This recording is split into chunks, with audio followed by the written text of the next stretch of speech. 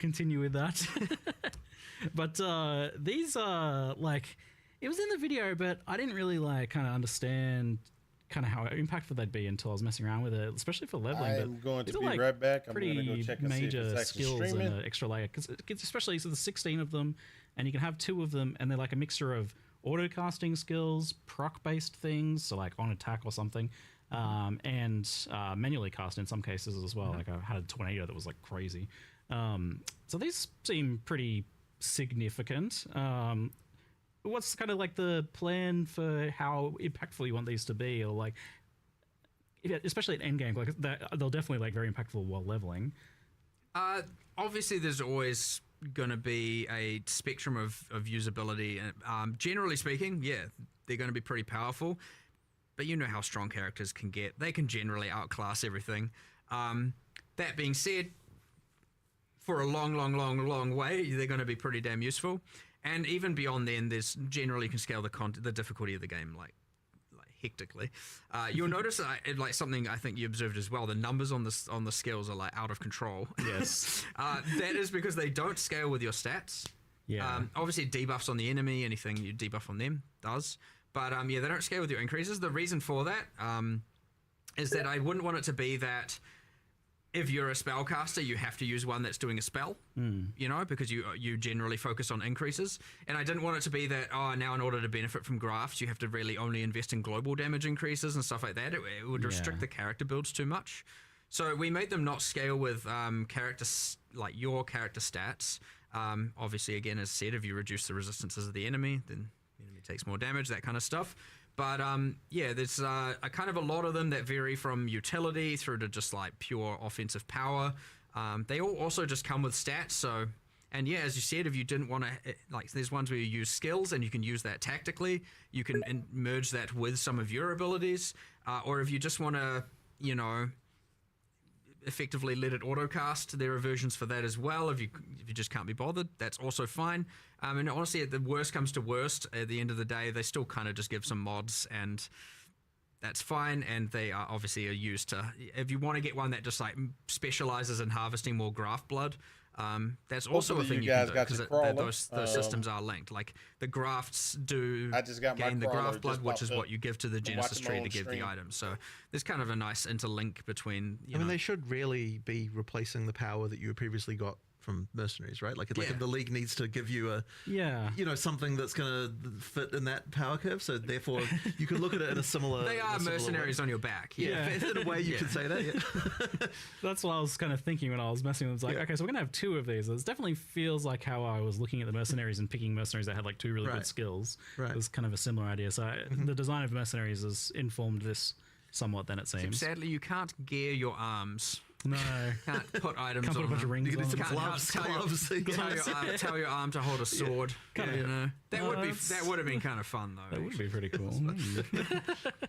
The way Octavian explained the graphs to me was, he said they're not you, and I'm like, somehow that's really creepy to hear. It's like they're attached to you, but they're not a part of you. That was explaining the scaling. Like that's why they don't scale with your stats, because they're not you. They're independent life forms, and therefore don't benefit from your passive tree.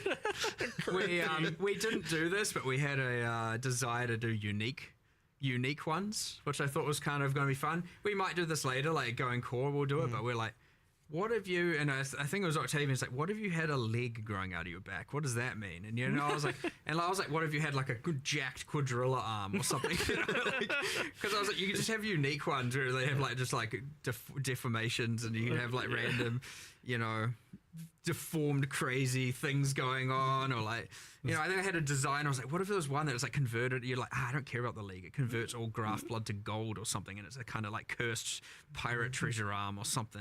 And we'll see if that goes somewhere later. But I think that could be kind of fun to play around with. So there's definitely some sort of like biomutant kind of combining of limbs and genetics and stuff potential here, maybe. Later mechanic, right? Like nice to have these things you can expand on. So it looks like you can synergize with them, but you don't necessarily scale them directly, like you're saying. You can debuff enemies and things like that.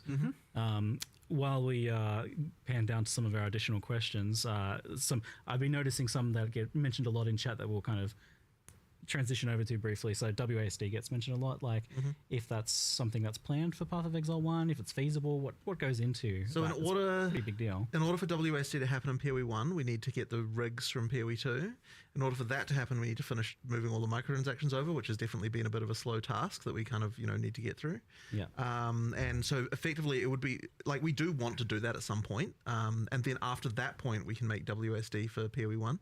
But yeah, it's just a question of getting through all that work, and then we can do it. Like, I'm not against it by any means. It's just it's just, I mean, I want it to happen. It's just getting all those things moved over to the new rigs is the limiting factor. Yeah, and you want it to be kind of reaching a certain threshold, it seems like, of quality. Well, I mean, so yes, you can do it. You can do it, like just like where the character just rotates. Yeah. But I wouldn't say that gets like that. The quality of that is really not great.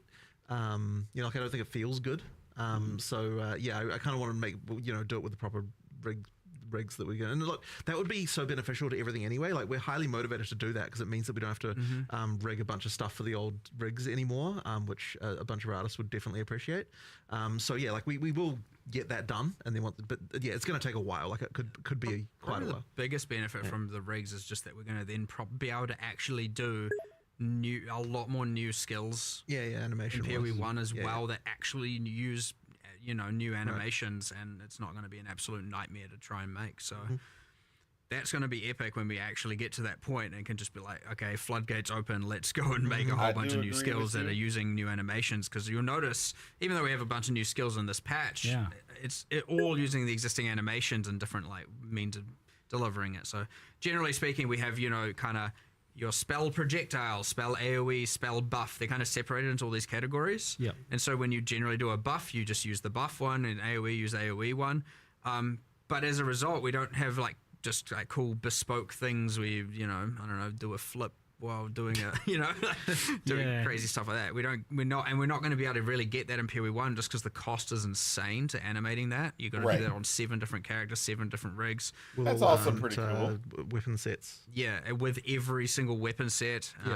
And because generally PoE 1 doesn't have as much restrictions on the weapons to skill association, you'd be like, it's not great. It's really not great, and it would be the cost of doing that would mean we'd have to do so much less other stuff. So yeah, I mean, just a random tangent on why the rigs would be beneficial as well. Immediately, I'm just like, oh my god, please, I want to do new skills that are But we will do it. We will do it eventually. It's just porting all those stuff. Yeah, well, it's an interesting insight that you even plan to kind of bring this PoE 2 rigging system over to PoE 1 for animations and things like that, because that indicates that the future of Path of Exile 1 is not very static visually. Obviously we're seeing new stuff getting ported back, but potentially a lot of stuff getting remade and updated, and PoE 1 is anticipated to change a lot in that regard over time. I don't know if you got your drop. You got to be here long enough. If for no other reason that it makes our lives easier, we need to do it. But yes, it will have the side effect of making the game look better too. Which my wife got her drop from watching. So another thing I saw mentioned in chat quite often was asking for Trial of the Ancestors, and what's the plans or status of that? I mean, we want to do it. That ultimately is just a resource thing again. It's one of those ones that it can't be 1-to-1. It was too gameable, too solvable. Got to a point where I was like, this is the strat you do. We need to fix a bunch of stuff with it. It's not out of the question. It's honestly just whenever we assess the scope, it comes up all the time. And it's we could do this, or this. What do we? And it's always going to come at a cost to something, and it just has been so far. At least 326, 327 that we've wanted to make sure that. But we had other priorities, I guess it's safe to say. So TBD, who knows? Every single time we don't plan too far in advance with the stuff. So generally, when we are at the next league or the next 2 leagues worth of discussions, it's we have a list of things that we could do. It's in that list. I'm sure it'll come up at some point. So we'll see. Feel free to be coy about it. Got to be on for 45 minutes. Since something similar is occurring in Path of Exile 2, that might help you kind of solve some of these questions for PoE 1. Maybe that gives people an idea of the time frame. Well, as I said once, if obviously there's a could do with respect to PoE 2, but if we manage to go down that route, we get to do the exact same thing we did with Breach here, which is that if we have all the monsters made, and a lot of art made, and a lot of encounters, so even if it doesn't appear the exact same way, it'll allow us to do a massive shortcut, which would mean that all of a sudden it is way more possible to add as a feature without having to compromise too much else. So nice. Yeah, I can see that. All right, let's talk endgame, and I'm sure you're anticipating a discussion on Tier 17 modifiers, modifier design, their addition to memory strand maps, risk scarabs, and map modifier effect. So I list all these things out because they all come together to form a bit of a tangled mess of late endgame. And I'm just curious, like, before we even get into like what people are asking or what people are saying about it, I'm curious what your guys' thoughts are on this topic, I guess, of Tier 17 modifiers and their impact on late endgame.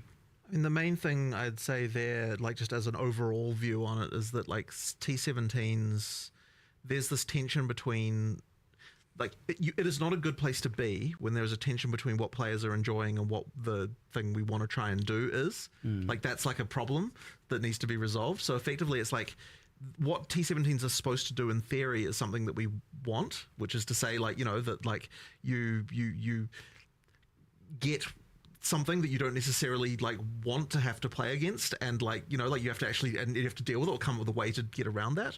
But in practice, players don't want to do that, so there's something clearly wrong here.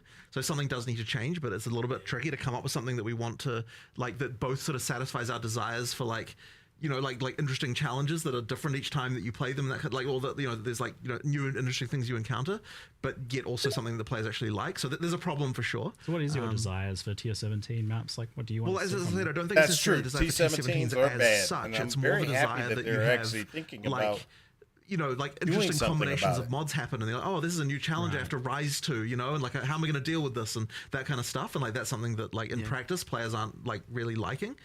So as I said, there's a problem here for sure. The situation is T17s became a barrier to get to pinnacle bosses. They're not in the right spot. Yeah, I am of the like, we need to go back to the drawing board a little bit here, because like we and to be fair, we are like trying to band-aid it, but we can only do that for so long. We kind of just need to reinvent something here a little bit. Like they were intended to be the penultimate bosses that allow you to do the Ubers. Right, yeah. But they're also now, also this non-sustainable map, and where you have to, obviously a lot of people feel like they have to trade for it, and then in the other cases you've got a bunch of modifiers people hate. You've got this like thing where because of the mods you end up devolving down to the in-game strat becomes, as you said, stacking map mod effect and modifiers via risk. And it's like it's not fun, it's not ideal. We tried to narrow the gap with T16 and a half, so that kind of worked, and then you get some other weird problems where like, because those can be APROP corrupted and Tier 17s can't. There's some weird issues there as well. And honestly, it is a kind of mess. And we intend to keep band-aiding it until we can drawing board, but I would expect you'd probably see I think it needs a full redesign. Yes. It needs a full redesign to try and see if we can come up with a way to both achieve what we're hoping to achieve, but also make the players not dislike it, right? So is this maybe like separating out what you're trying to do with the Tier 17 modifiers and what you're trying to do with this penultimate like boss thing that is like the lead up to the Ubers? That is a split at the very least. Okay. I don't think that we've worked out exactly how this can work though. Like, I don't think that like the best, most rewarding content in the game should also be the tickets to the Ubers, and in that even that's like broad and sounds weird when you first say it, but it's like so hard because it's kind of, you know what I mean, where it's something's wrong. There's a fundamental tension with, you want the hardest content in the game to be the most rewarding. But like the moment you do that, there's all sorts of incentives that come into play that mean that people don't like it when like there's a map now that you can't run because the mods are not good for you and that kind of stuff. And like, so then there's also it's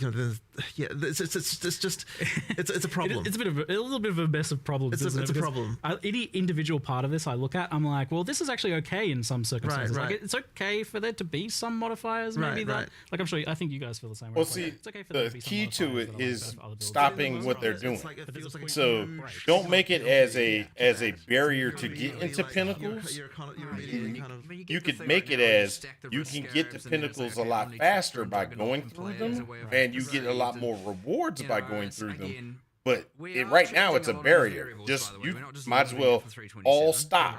I can't get past the 17, so that's it. Stuff around map mod effect, we are changing. Good, nice. You know, there are bits and pieces changing. I'm not going to stop band-aiding just because we have a grand plan for the future. Well, we have an absence of a grand plan, a desire to have a grand plan for the future. But we will. I would be very surprised. I know I shouldn't be promising content in the follow expansions because variables always change, but I'll be very surprised if we don't do a more drastic shift in 3.28 to solve this problem because, it's now long enough that it's not worth it. So obviously, hopefully the changes we are making improve things in a pretty meaningful way, is shake up the meta a little bit. But yeah, there's still going to be some woes, and but hopefully people can be excited for, the whatever the thing is to come. But it shouldn't be too hard for us to come up with something. Honestly, similar to how we did 031 for PoE 2. If we can come up with something that is just like a universal success and like is blatantly a win and isn't going to, lower the value of people's economy mid-league and stuff like that, I wouldn't be. Against if we can come up with something, because we're obviously going to design it soon. If we can come up with something or a piece of that something to deploy to, mid-league, mid-Keepers of the Flame. I don't care what you say. They made the assassin awesome. The assassin is sexy right now. All of X will become devalued, and I don't want to ruin people's mid-league economy and wealth and just destroy it because we decided we want to make a change, and so. There's considerations to make. Yeah, from speaking to Octavian about the tier 17 modifiers as well, I can tell they're kind of weighing on him, like he really wants to do stuff with them. I think we're all on the same page. I honestly don't even know if anyone really is disagreeing with, maybe in little ways, but I think everyone's kind of... okay, I gotta ask, is there someone who loves the 3 seconds out of every 10 seconds you can't deal damage modifier? I like it. Okay, tell me why. But I play support characters. I don't deal damage. Okay. All right, you're gonna jump on this grenade. You haven't seen the teaser for Assassin? Oh my gosh! Just a bit more. As soon as this is over, we got to go over it. Masochistic in that regard. So, what I was gonna say. I'm not attempting to put my masochistic views on the player base. I understand that, generally speaking, people aren't for that kind of thing. But I also liked trying those things, seeing how it is, and there are things where these can exist. Like if this was behind a couple more layers of some sort of more niche corruption mechanic where players, or some crafting system over here where players can kind of choose to do it but don't feel forced to do it. Those things can exist, and I want to make sure we keep that kind of stuff. But in the broad mod pool, some of these mods are they're not really working. It was evidently that one, and the action speed reduction from using your skills, and I think there was the petrification statues get mentioned a lot as well. It's the drowning orbs plus that, plus it's just like, okay, thanks for making me slow. The thing about slowness is you do feel it, hence why. Whereas often you can just be like, I'm just gonna ignore that. That's a nothing mod. Physically painful sometimes. So but it's a bit overboard right now. Yeah. Yeah, it's like I see the problem here. I'm so torn on this because I want these sorts of. I get the idea of these modifiers being things that you can feel that they have a bit of an impact, but they're not just Well, I don't want everything to just be another multiplier making the monster get closer to one-shotting you. You know what I mean? Mechanics to happen. Yeah, you want something, but there are some that are okay, and there are some that are not, and we just haven't found the perfect spot. There's an analogy about this, which is how do you feel about immunities in D2? It's another sort of similar situation, right? Where it's it forces you to change something about what you're doing, and a lot of people just really hate that. Yeah, and it's kind of like a similar sort of situation, I think. Yeah, I'm the same. I like the idea, but I don't like the execution of that at all. Yeah. Right. Or the I think we're actually sort of running into a similar situation with this. This is it is kind of your. I mean, we've danced with this a few times in the past. For sure. We had some immunities on some pinnacle bosses and stuff like that. We talked about it in previous chats a long time ago. But so it sounds like some of those modifiers are changing then, if nothing else, maybe as the band-aids. Sure, I mean, there's band-aids like that. But there is something wrong here, though, to solve. That's all. I don't know if I can say more than that, really. Yeah. With the map mod effect and the Atlas tree in particular, I'd rather there was 15 different ways to scale difficulty and reward, as opposed to just here's the stat I stack. and it's just like straight multiplicative. Right. It's I don't know. I want because obviously a lot of the stuff on the tree is affecting the leagues and the content. I want more than just map mod effect to be the way that you can multiply. And so it's like, do I want to focus on this or do I want to focus on that? And there's like different builds within the like making things more harder and more rewarding. But yeah, right now it's just like, well, obviously I just stack all of that. Like quantifiably, it's obviously better, you know. And like this, I don't know. It's a little bit lame, honestly. It's kind of just a boring thing right now, and you know, I don't know. This again, drawing board.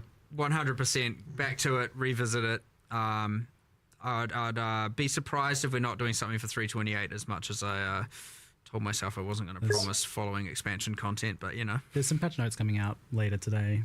Is that, or is it later? Yeah, I don't know what the time is, but you know, our 11 a.m. NZ or whatever it is kind of thing. Like there'll probably be like a rollout over time as well, from what I'm hearing. Like that's just generally the case because patch note writing is a surprisingly difficult task. It takes quite a while to get all that stuff. I mean, you've got an extra week to make additional changes. Like people are like, sure, there's this always and that they, too. like get extra ideas and stuff, and some of this stuff may be in there, but it can be. Have a look at some of those in there. But it sounds like we're kind of on the same page with you guys, at least regarding a lot of this. Yeah, I don't think you'll. I mean, obviously, it obviously needs attention. So yeah. All right, it's cool. So on Endgame though, in like a longer term. From a longer term perspective, we have a pretty good Atlas endgame system right now. Like I think it's pretty well liked, apart from this issue that we just talked about. Like overall, the core of it seems great. Like I can sing many praises about it. But previously, like historically, they were sitting there, and it's going to come at the end of this. And to the point that it was well, not trend. Really. It depends on they got 30 more minutes. Like every so often, there'd be a major endgame overhaul. Is that still the case? Like, have you achieved something you kind of want to keep? So if this interview goes another 30 minutes, then yes. We would want to not overhaul the endgame again. Like the reason that it's not like we're like, this is what we're set on. We're now just going to keep this forever. Certainly not. It's more just it comes down to like it is hard to come up with the ability to do a scope for that, and it's been especially hard, you know, since we've had like PoE 2 in in early access. So it's kind of like we just need to get back to a point again where like that level of scope can happen. And I don't think will be necessarily that far away from the point where that should be fine again. It's just that like, it really is just a question of like, you know, can we get the ability and time to do it? Yeah, like I don't think, as I said, I don't think it will necessarily be that far away before we do something like that again. And like you do need to change the stuff every once in a while. Like it does become stagnant eventually. Interesting. So you know, like yeah, I think we should do another big overhaul. But obviously the term overhaul can mean a lot of different things, right? We should be careful with overhaul. Like it's not like it's going to change into like a it'll still be fundamentally the PoE 1 Atlas and the. You know, like none of the overhauls we did changed it too fundamentally, I would say, in some respects. I mean, yeah, there's big changes, but yeah. I guess it depends on how you look at it. But it's not like we're going to suddenly be like, oh yeah, we're changing it to be like a PoE 2 like system or something like that. Like we you know, it'll, but we do need, you know, like would need new pinnacles and new like, you know, challenges there and that sort of stuff. Like that's something that we will have to do eventually. It's just getting the time. That kind of stuff, like escalating the narrative. And so what they're saying when they say a PoE Atlas is overhauled, they're just talking about how they normally been doing. Generally cool. They're not talking about switching it over to a PoE 2 stuff, which would be really bad. So like obviously that's always just a nice win when you get to be like, all right, what are the next set of what you know, much like Breach has now evolved and gone forward in time, you know, so will the end game story at some point. Well, that's what he just said. He said he was sitting there and that's what he just said. He was like, hey, this could be something that we could do. Mechanics, they can't coexist with some existing ones because it overcomplicates everything, becomes a mess. Okay. To have, you know, I don't want to add more systems and now all of a sudden it's extra steps even more over to have to do on your maps before you run them and that kind of stuff. So sometimes things need to be replaced, but like, you know, we appreciate the fact that PoE 1's endgame is in a pretty, overall, I mean, everything always has its problems. I'm not going to deny it. We just discussed them, as you said. But it's in a pretty damn good spot and there's so much good about it and I don't want to ruin that. So yeah, we'll be very careful with that stuff. But, honestly, generally, we'd like what you might find is that we use this T17 thing as a motivation to go, what is the redesign? Okay, let's use that as the like crux of what we design around and fix the problem both narratively and like game design wise by removing these problems from the game, creating something new in its stead. And yeah. I think what I'm most curious about is like, if let's say you went into a meeting today to try and come up with a new end game for PoE1, like an overhaul for it, would it still? Yeah, like I said, he was. They were sitting there saying they do not want to make major changes because the Atlas is really good. I already have it in my mind. Oh, okay. You were saying before last time that it's deep in my mind. You've got a story arc planned. Well, the Secrets of the Atlas was intended to be part one of a multi-part, right? So I've got the other parts, or at least most of it. And yes, the tree is still there. And honestly, I don't think anything is fundamentally in my plan in my head is changing enough to cause any concern. So, I mean, all right, great. It's all for the better. I'm pretty confident of that as well. Great. And now everyone will have to just wait to see what those ideas are for an undetermined amount of time. I assume we'll get a follow-up to the story maybe next expansion. So Mark is saying that there's going to be an overhaul, but that's kind of like what they did when they went from when they did the major Atlas change, when they went into Cirrus originally, and we've had this kind of Atlas situation for the last I don't know 2-3 years, and so they want to redo it, but they just don't want to mess it up. That actually came kind of recently. We were just like, can we really? I think what I had said, and my intention was to do this for both games, is like we should at least look at, like at least with respect to Ascendancies, look at the least played class, especially if it's been consistently least played. Yeah.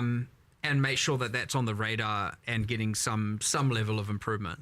And even if it means we have a go at it, and if the scope's too high, we do it a bit later, and if the scope's within spec, we do it immediately.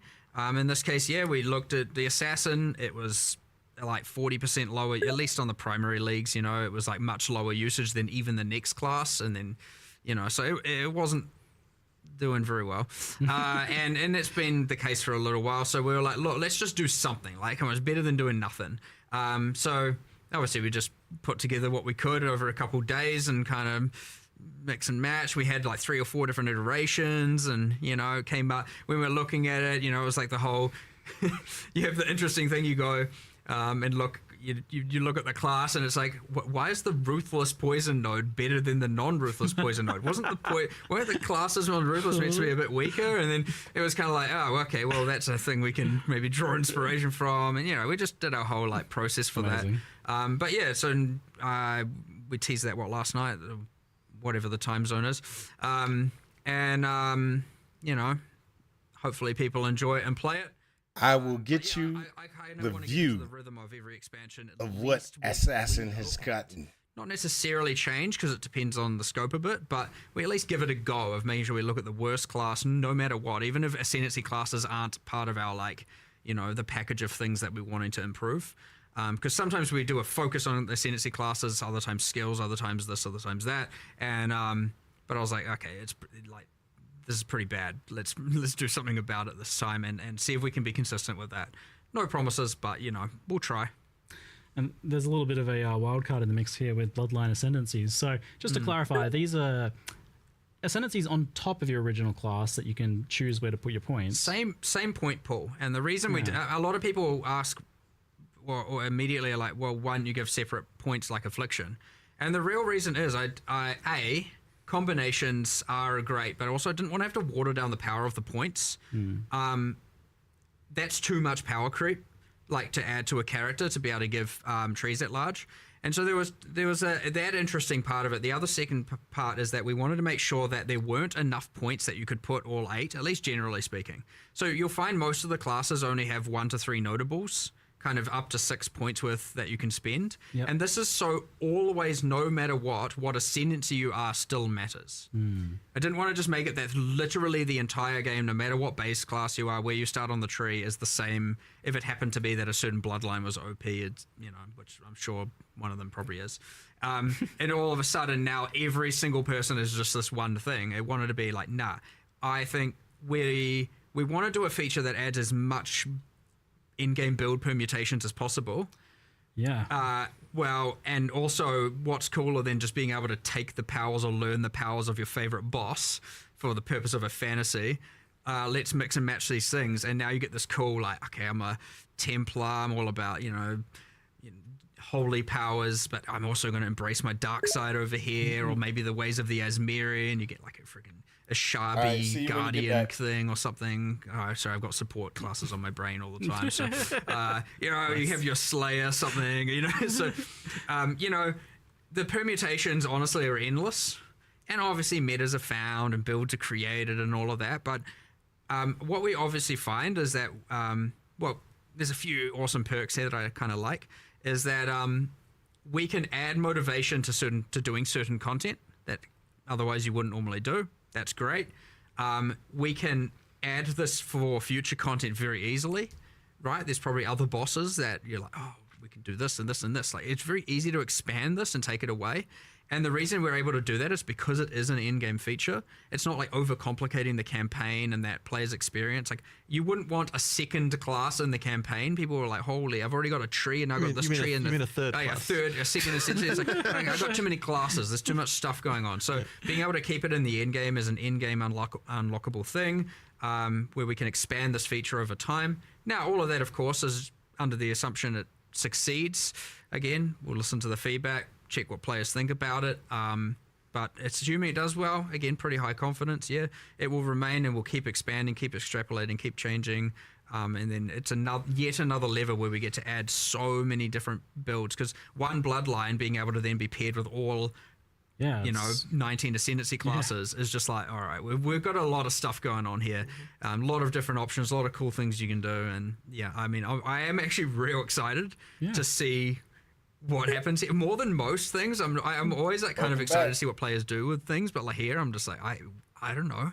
Let's see what happens. Like, it's gonna be real cool, and I suspect you'll get, like, for quite a while, people narrowing down on exactly what the perfect combinations are for different things. And, Well, this definitely seems like one of those things where you just design something cool and we'll see what players do with it, because there's too many permutations there, right? Like, I don't even know what the math on that is, but it's pretty crazy. There are some interesting things. Yes, I don't know about the ballista, several dozen new nodes, but there's accessible to all of the existing ascendancies. That's a lot of numbers.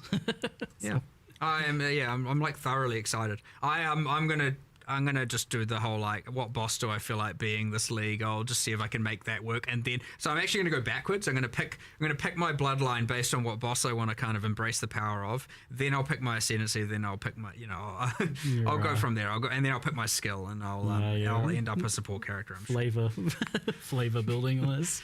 Well, if there's no mercenaries, I need to be a good mercenary to my friends. That's my philosophy. Back to being mercenary again, eh? So this isn't tied to Breach League, the Keepers of the Flame. It's a core game feature available in standard as well, right? Yeah, 100%. Yeah, yep. Cool. And saw someone asking about Forbidden Flesh and Flame. I assume that wouldn't work with this. Not with these, but that isn't to say there won't be some future uniques that maybe do. I mean, we'll see what happens. There's an option there, isn't there? Okay. More Forbidden Flesh and Flame. I don't know what I want to call them. Yeah. All right. Continuing on the balance topic from asking around the PoE community, some of the more common things that just kind of come up was, the most popular thing was just the general idea of buffing underprivileged skills, like giving them some love. So you mentioned this idea of, like, looking at the worst thing in terms of ascendancies. Is that something you want to do with skills as well? We're always, there's a little bit of there's a few things to go into here. Like, for example, yes, there's obviously the core skills that are bad. Sometimes those are then enabled by something else going on, some other feature getting added, uniques, whatever. But most of the time, they're just, as you said, underprivileged. We'll discuss it. I don't know for sure. Decent chunk of numerical changes here, mostly numerical. Some are, I don't want to say unsalvageable, but like, Damn. they don't have the same level of different really multiplicative scaling that other skills could get. There's not too many though. And they require more. What I'm getting at there is they require more of a rework in order to actually become, truly viable. That being said, yes, there are plenty that always need numerical improvements. I don't know, and then you got things like the Trathan gems, right? Cool concept. you know, 90% of them weren't really seeing any use. Yeah. A few were, and now those are going core, I believe, into Heist is what it is. But as meanwhile also full balance pass, so hopefully some more come to the foreground there, and you know, so on. So like, but like honestly, this is like a kind of endless task. It's like almost like you could just never stop. So like we like to just do batches at a time and send it, and we try and do as many as we can. But like each require discussions. They can be quite time consuming. Some are more obvious, where it's like, okay, obvious increase, and others are like, do we want to do this or do we want to rework it? And then you get lost in a rework discussion. It's important to like cut the time. And it's like, actually, look, for now, buff it. We'll come back to it later. But yeah, like we get through as many as we can. We've done a bunch. You know, I could always say, ideally we'd do more, but like, I don't think, again, there's no real end point to that. So yes, sure. I wanted this patch to be very class centric in terms of balance. And like we did, I would say we did a decent chunk, but it's, you know, we didn't get to cover every base 100%. So obviously, like, you got the Bloodline classes, you've got grafts, which are character-centric, and then we got the whole set of new skills and support gems, and some changes around that. There are a bunch of other changes, but yeah, like, it's that thing where I don't know if I'm ever satisfied. I always just you want to do everything. You want to literally do it all, and you never can. So, like, hopefully there's enough. Certainly should be enough to shake up the meta, should be enough to make everything feel fresh and some awesome cool new stuff, but like, you know, don't be surprised if a particular person's favorite skill didn't happen to get touched. Like, that's the interesting thing about the skill buffs idea, is that you manage to achieve these days very, like, there's lots of different builds, and they're changing a lot each league as well, by virtue of like the new stuff that you're adding, like ascendancy changes or new skills or whatever. All that stuff is creating lots of new builds all the time. But when it comes to the skill buffs, I think it's more just about, like you said, like someone has like a favorite skill that has been languishing. Some sweep lover it is out sucks there to just crying see. still. It sucks to miss something, like, because you see, what happens when you buff everything, then you get a lot of like, but what about this? And you're like, yeah, I know, I'm sorry. I wanted to, I really wanted to, and you know, and then sometimes we still try and just squeeze it in before the patch, and we just try and get as many done as we can.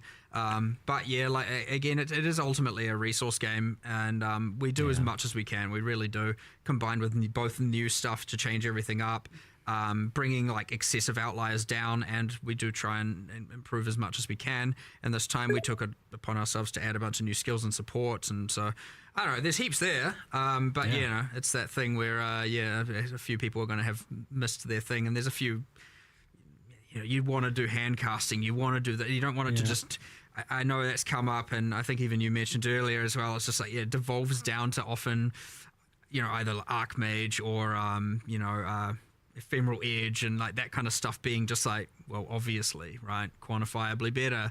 And so yeah, it's the ideal thing where, you know, we'd make some changes to some of those, and ideally it'd bring up all of something else, but you know, sometimes you get some of it, not all of it, and everything. But yeah, there's heaps here, just, you know, you never quite catch everything, but there will be new metas, there will be new builds, and probably a lot of existing stuff will still be, you know, pretty decent.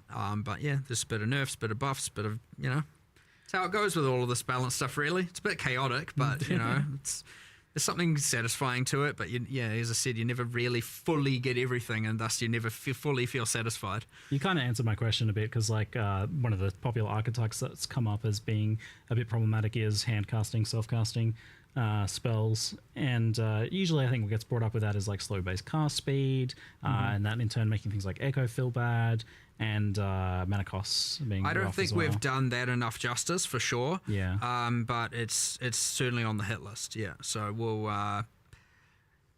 either we can get to do some stuff, you know, in this coming week if it's simple, if we can think of it. It's not off the cards. That being said, there's always next expansion as well. But honestly, you never know, because often these external variables, like the new classes and stuff like that, can really change these things up, you know, without you really predicting it as well. So, you know, I can't speak to what we'll do in 3.28 with respect to all of this, because we have to observe what happens in this patch first, given how many variables we've added. And like we said, we've added a nearly infinite number of permutations of builds with the new Bloodline classes and stuff like that. So, yeah, we'll see how all that goes. But we'll just keep doing it. It never stops, never ends. It literally is an infinite task. You never run out of stuff to do here. So we'll just keep doing it every single patch as best as we can. One that comes up a lot is the kind of dominance of ES stacking and kind of stacking builds in general, but ES probably has been getting mentioned a lot more. Forbidden Ride, Ephemeral Edge, things like that, but also just ES compared to Life as well. Yeah, it does happen. Classic. You know, there are Band-Aid fixes and stuff like that we always like to do, whether or not you can consider them Band-Aids or just like, you just change some numbers here and there. Sometimes in the case of like Ephemeral Edge, it can be a matter of like, yeah, that's an acceptable thing to do. It just shouldn't be so easy to do. So yeah, I wouldn't say there's no broad solution here, but yeah, I agree that it is a problem where it's like the more traditional just do a thing feels like it's now wrong. It feels like you got to like pre-commit to being like, what is this singular thing I'm going to stack and then pick the thing that scales off of that. So be it like attributes historically, not just thinking current meta. It's always it's always like, you just like heavily stack this one thing and here's a unique that scales off that thing. And it's like, well, that's on one part is interesting. It's like fun. Yeah. That is the build. I'm in two minds on it. But then when every build is just like, going to have that's stacking called, this, that's stacking that, that's stacking, and you start going through the build. Secondary ascendancy. Okay, well, and in that we definitely one, you can very add certain slowly got here powers. over time. I feel like in the stacking, And those powers just are going to became be kind of like based off of the just a little boss bit at you a time. killed to get it. Became PoE1 became all about stacking. It builds. really primarily comes down to mostly to the unique items that got added, right? Yeah, it's often generally a part of it, unique isn't it? item's special thing is like, what am I going to scale off?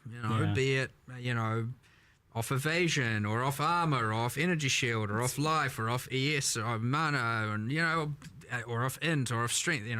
It does end up in that, and then some unique gets added. Like maybe it's one per year, and it's like, oh, here's another 6% increased intelligence. There we go. That build's now just got a little bit more of an edge, and you do kind of just power creep into that point for sure. So it's like I don't even know like how much of a problem it is, but it's like definitely identifiable that it's like a big aspect of the build meta for PoE1. It is. I think other things out maybe. I think it's too dominant, but on the other hand, it's fun though. Like, people it's like fun. It's builds. cool. It's interesting. So you don't really want to. You could argue it's what makes things kind of as part of PoE to a degree. Yeah, it's an actual action RPG. Yeah, so you got to be careful with it. You don't just Yeah. want to take away all the fun and just make everything flat and boring. On the other hand, but you also don't want it to feel like a player's made a mistake by playing a more traditional, build, and it often can feel that way. So there's a fine line here. Hard to be at that fine line, but yeah, some things are a bit too OTT at this point, and other things are too far on the bottom end. And the other problem is if they start buffing all the skills, well, a lot of those skills might see use, but they'll still see use in that stacking ecosystem. And then it's like, well, have you really made a new build at that point? Like, I think that's sometimes the problem is like, my builds feel the same because ultimately like I'm using different skills, but they're all, I'm just stacking on all of them or something like that. I don't have a here's the solution. Yeah, because it really isn't how it actually. It's not really how it plays. Kind of gauging your thoughts on it. Yeah, I mean, I enjoy discussing it. It's just a matter of it's honestly 500 different solutions, and we need to just chip away at them and mold it, and it will eventually shift into something else, and then that will be meta, and then that will be complained about probably after a while, and then something else will be, and it's the cycles. It is balance. It is as I said, it's an infinite amount of work, and we just need to keep doing it. Like, you don't give up on it because it can never be solved. You just keep going, and as long as people are having fun, and you don't compromise the philosophy of the game ultimately, then you're winning, right? Balance is a journey. Yeah, it's not about the destination. It's about the journey. It is. It actually is. Yeah, for real. I mean, sure, it's just the stops along the way. Every expansion. That's it. Yes. Every reroll. Well, a nice stop on this expansion I noticed is Wand. So you did actually mention it last 326 Q&A. You said Wand specifically. I went back and watched, and I was like, oh, interesting. I should ask about that. And then you showed off a bunch of Wand skills, and it seems like there's some nice Wand buffs going on in there to help Wanders out. Yeah. I mean, there's a couple of things. There's the hidden, well, a bit of a hidden gem is that there's mostly PoE2 attack and Mark mod is only PoE1. wand-based types in the series now. So they're literally, and they're kind of themed more around kinetic wands. Wands, and so because that's always been a bit of an annoyance. There is a place for the hybrids, but that's been a bit of an annoyance. So now we get the pure attack wands to help it a bit easier to roll for those builds. You got way more of a skill set to pick from now. And then, I mean, generally speaking, the skills, they can be pretty hectic. You know, they can scale pretty well. Kinetic rain is very hectic. But yeah, I don't know. It's kind of a cool theme, just like that general kind of like, you know, physical kinetic energy kind of thing going on. We had a little bit of it with kinetic bolt, kinetic blast. So we just extrapolated on that theme, and you know, you got your wanders and it's the thing, and then we also added a little bit of like kind of wind magic, some tornado stuff. It's like a force wall that you can the kind of force wall. You've got like a little bit of inspired by Huntress from PoE 2 a little bit with some of the, you know.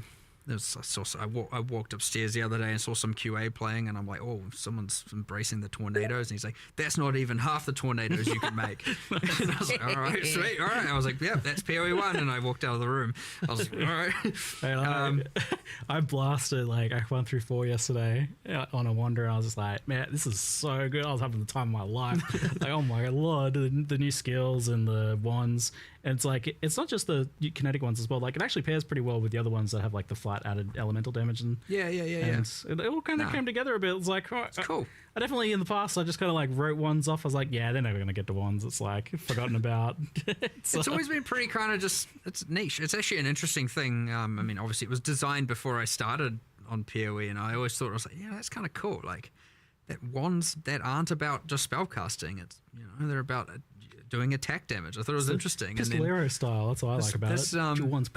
Yeah, this might be the largest update to wand attackers that we've ever had in now like 15 years or something. So finally, I know there's some people in the chat that have been a long time waiting for this one.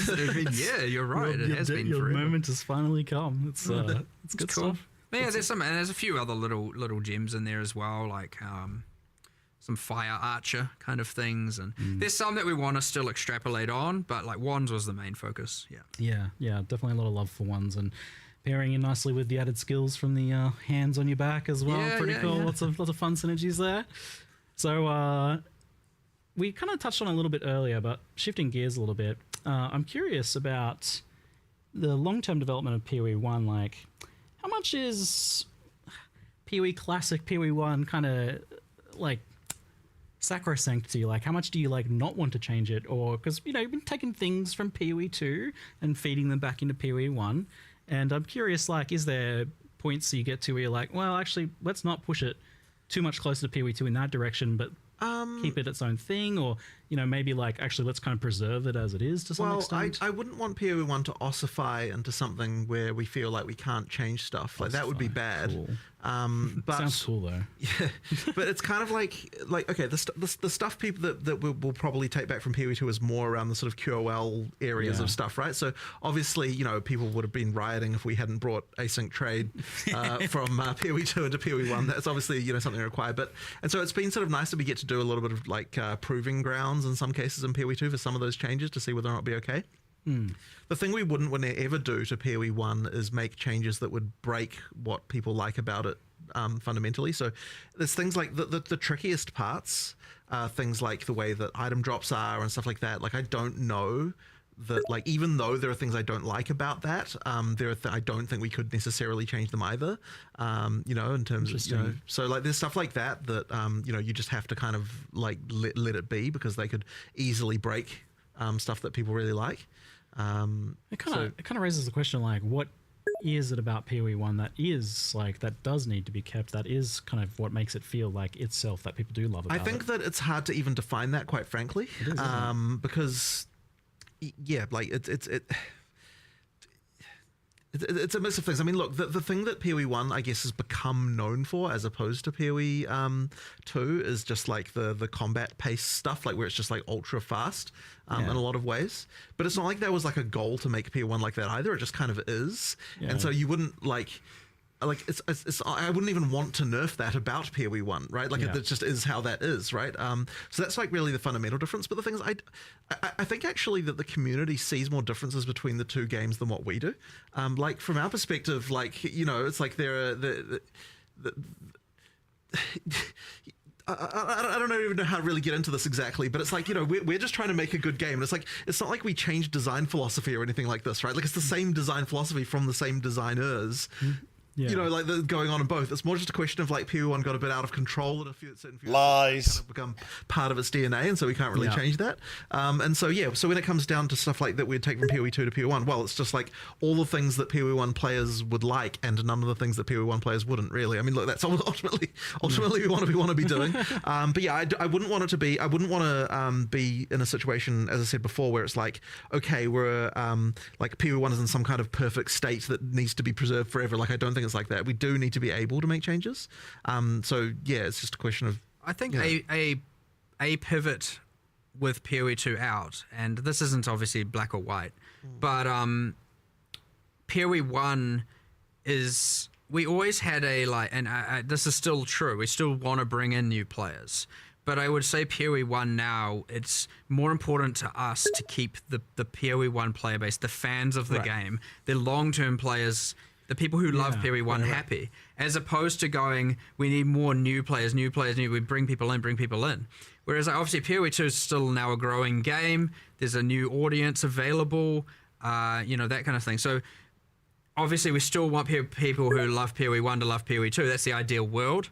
But that being said, when we're looking at PoE1, we're not going to try and do anything that's going to compromise what the fans love about it in order to bring in a new set of players at this point. I would say that's going to be pretty rare. So it's about making sure that the people who do love the game continue to love the game. And that's why you're probably going to see less in the way of some grand structural change to all kinds of stuff. Because, if that change would bring in a bunch of new players. I think making sure you have a good, popular game that people love will inherently bring people in, because people will see that positivity and be like, I'm going to give this game a try. Less focus on bringing in new, more focus on keeping the existing fan base happy. And whereas obviously with PoE2, it's a bit of a different story where we really did think we want to, there's a new room for a new audience here. There's room for a different audience. We want to make sure we get as many of those players as possible. What would it take to do so? But ultimately, end of the day, what that then ended up boiling down to, aside from obviously modernizing graphics, changing the feel of combat, honestly, the biggest change is just balance. I don't necessarily even think about it, I think, in the same ways. I'm not thinking I'm making changes to bring in new players. I'm thinking what are the things that I want to improve that I think that we can't change about PoE1, because they are somewhat would be impossible to change just due to the game field changing so much. Yeah. And so really for me, it's I'm on a 20-year quest to make the perfect ARPG, right? That's my sort of design thing. And it's like nothing actually changed between PoE1 and 2 philosophically, other than just learning about some things and deciding, I want to improve things in certain ways. I do think there is a little bit of an assumption that a lot of philosophical discussions occur with respect to, outside of talking about dexterity and stuff like that. Honestly, most of it is just we're just kind of get real passionate and just start coming up with real cool ideas of shit that sounds cool that we want to deliver. We're not really having discussions about hey, okay, today, Jonathan, let's have a discussion about how many new players we can bring in. We don't do that. So I'm trying to boil down what we are. I'm trying to turn it into a philosophy, but the reality is the process is just how can we make cool shit? That's it. Cool shit that's fun, that doesn't compromise things in too thing of a way. Things people will love, things people will enjoy. That is the ultimate goal at the end of the day. As I said, making whatever the visions are of this infinite quest of making the perfect ARPG.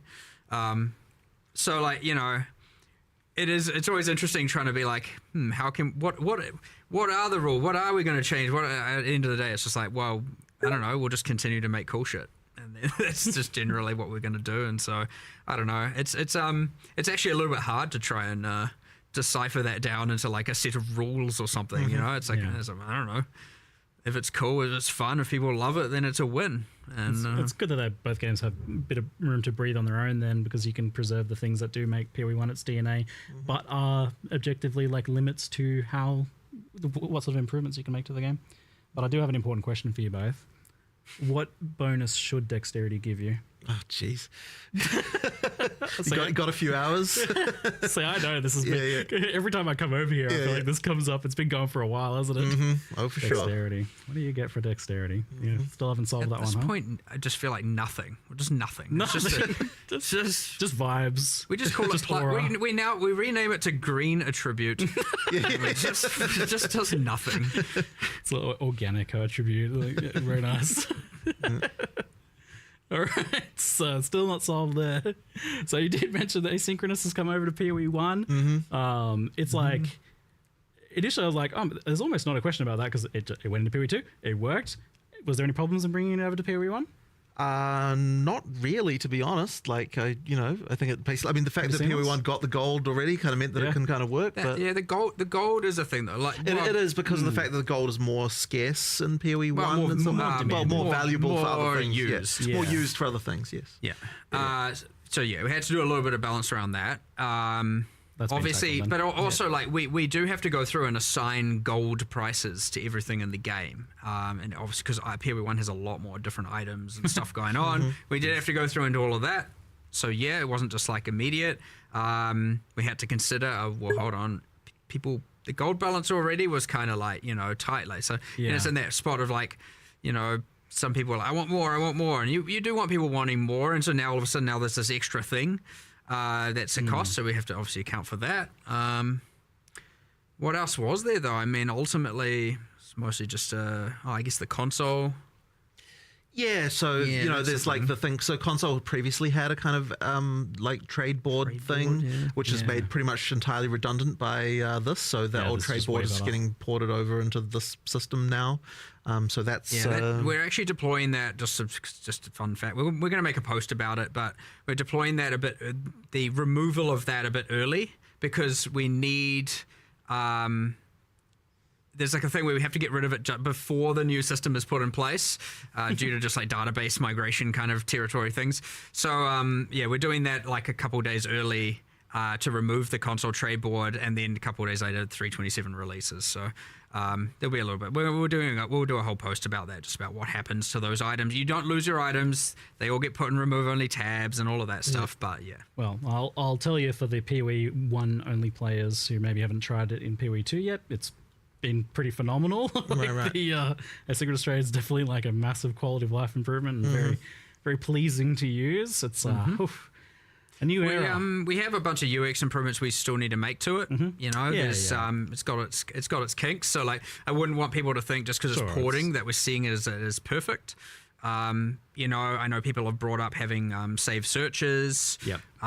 Being able to more rapidly, like you could control right click your item to automatically search for that item. We're getting that feature, right? I think they even that's incredible. Yeah, I'm talking about things that are in progress. Like that's actually wild that you're like potentially getting that. That's It's very. I know everyone wants. Is that going to be in time for PoE 1's release? I'm not sure. I actually haven't followed up on the exact specifics of that where that's at, but if not, it'll just be mid-league or something. You know what I mean? Like we'll try as soon as it's done on both games, it'll get deployed. Since you're on it, was there like a reason why you can't mouse over items in like your sold items log to see what they were? Like I like that information to be like, oh, what was that sold for 2D of?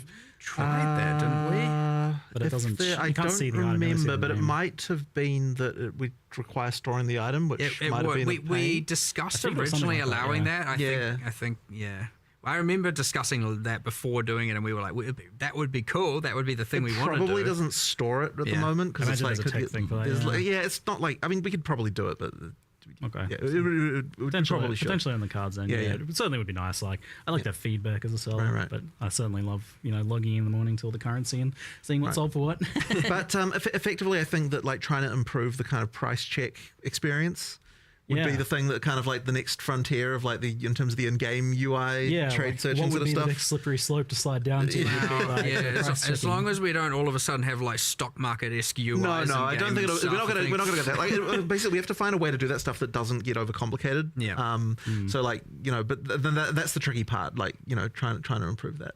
Yeah, I know we've talked a bit about that in the past, like how far you would potentially want to push that, and like I think there is like an interesting like opportunity you guys have to be able to help make that like much more sane for players compared to what it is now to price check an item, which is a very complex affair typically. So, but it's interesting that that's on the cards. That's something you're exploring, pushing further, not just kind of leaving. But I don't think that's going to come all in one grand moment. Like I think it'll be, you know, so this time it might be just, you know, being able to, I can't remember what the modifier keys you have to hold is, but there's some modifier keys you can do to like effectively search for the item that you've got under your cursor, and open up the board and see it. Nice.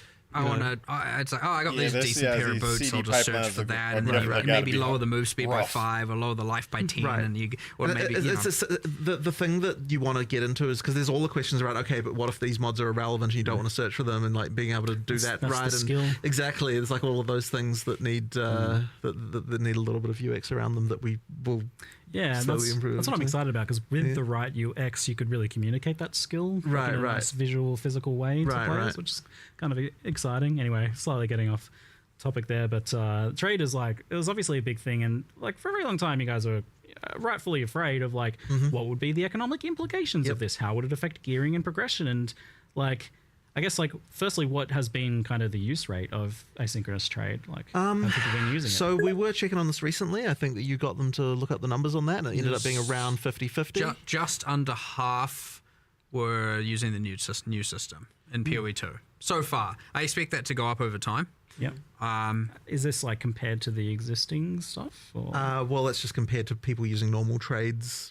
Yep, you know, from one person to the other. Okay, but there was a little bit of filtering, like, okay, if it's like with your friend, do we count that or not? And like that kind of thing. Like there was a few things like that we would need to sort of look at to see, like, you know, questions around that. But yeah, I mean, look, it's people who are using it seem to like it. I mean, the buyer experience is obviously way better. We generally found, like, I don't know if it's still the case now, but like for a while, like the new trade system, the items were a little bit more expensive. So then there were people who were like, settling in. I'll deal with the old one because I want to think a bit cheaper. But then the reason why they're more expensive is because of the fact it's easier to buy them. So therefore people are willing to pay more. So most people are like, I'm just going to pay the extra cost because I can't be bothered with it. Exactly. So, I agree. I'm one of them. Right. Cost of money. Yep.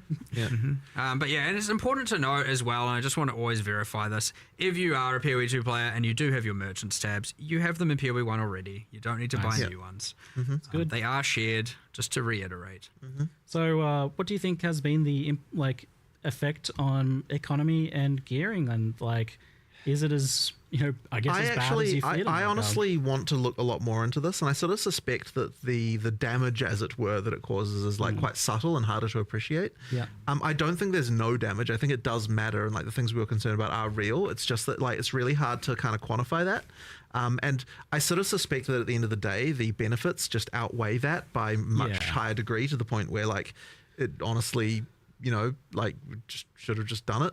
Was the cost that needed to be paid. But the thing that you were just saying, right, is that like those kind of like mid items are like now worthless kind of thing, and that is exactly the fear that we had, right? Like that's the concern. Yes, Jonathan was asking me before this, like what has been my feeling of like how it's affected my experience, and like I was saying, I'm the player who lives in that 5 to 10 C sale range, like selling those items for 5 to 10 chaos. And that is exactly the fear that like introducing fast trade does kill the values there. And that like, yeah, I mean that's a problem. Yeah. But the only thing that's going to change that is if we increase gold prices. Now, there's going to be an interesting dynamic with the gold and PoE 1, and like we'll sort of be interested to see there. But we'll have to keep an eye on that one for sure. Yeah. But it's sort of also hard to know exactly what's going to happen with PoE 1 as well, just because there's so many more items. Like there's so much more going on. So like maybe the breadth of the economy will kind of change the dynamics a little bit there. But it's hard to say. It's really hard to say. Well, it's an interesting mixture of phenomena. Like you get the ability to obtain like your starter endgame gear for 5 exalts total. Like you can buy a set of gear basically for 1 exalt each. Right. So like that's obviously there's a big impact there. For sure. I mean that's that once again that is the fear, right? It's just the like the standard now. The bar for like the quality of our gear is raised to a certain point. Right. And then I guess that has follow-up questions like, you know, as to how powerful crafting is, how powerful like item drops are when you first get to early end game, like how difficult the content is. Obviously there's like there's a whole like follow up here. I mean, we're going to have to effectively look at what all of that and adjust. And the thing is that effectively by making trade easier, it's meant that the difference between SSF and not is effectively increased. and that kind of thing as well. Like, yeah, I mean, there's some stuff there, but I mean, going back to PoE 1, I suppose, like, even though we've got this experience now with PoE 2, we're just going to really just have to see what happens in the PoE 1 economy, and then there might have to be some adjustments, but it's going to come down to the individual. I mean, game. either way though, like the amount of people I saw just being like, please just deploy a league. I don't care if there's nothing in it. As long as the trade system is the right. thing, right? Like it just kind of has to happen. That brick is actually, it's like, is that red brick? Is that orange? What in the heck is, like it's such an improvement. Yeah, I'm loving it. I'm excited. It's good. It's so good. It's very, very good. But yeah, it's certainly going to be interesting to explore this, like maybe like even next Q&A, like how it looks like if we start to see things over time. That would be cool. But yeah, it's crazy to think about, like 10 years ago, 15 years ago, we're talking about releasing Breach 9 years ago. Now who would have ever thought we'd have gold and asynchronous trade and a currency market and like, holy, we're not actually are we the same people back then to say. We are, but I know I'm not. It's like it's a good thing. It is. It's healthy evolution. It's good. Yeah. Okay. So moving on to some kind of mixed questions. Mercenaries was mentioned to be likely returning after a rebalance redesign in some cases. I'm just curious, like, does that mean that like some sort of horrible mercenaries is a plan to come back, or is it more just about like having the duels there with the gambling or something like that? The intention is they come back. There's just a little bit of figuring. I mean, like with all these things, we have to figure out exactly what. It's very hard to develop. We like to see how players think about it, find the bad things, find the good things, and all that. And it's very hard to develop how it goes into core straight away, because then you'd be working on that, and some things might change, and then you end up wasting a bunch of time. It's way, way, way, way easier to let it end, be able to process everything all in one collective, and then make the changes and bring it back together. But like, what does it look like? It's a great new player tool. It's great, like, or less skilled players experience tool. But like, what does it look like when it's not the active league? Like, I don't want a mercenary in every area, and there's all these kinds of like things you got to mess around with and change about how they appear. Is it on the Atlas tree? Are there scarabs for it? Like, what does that even mean? I don't know.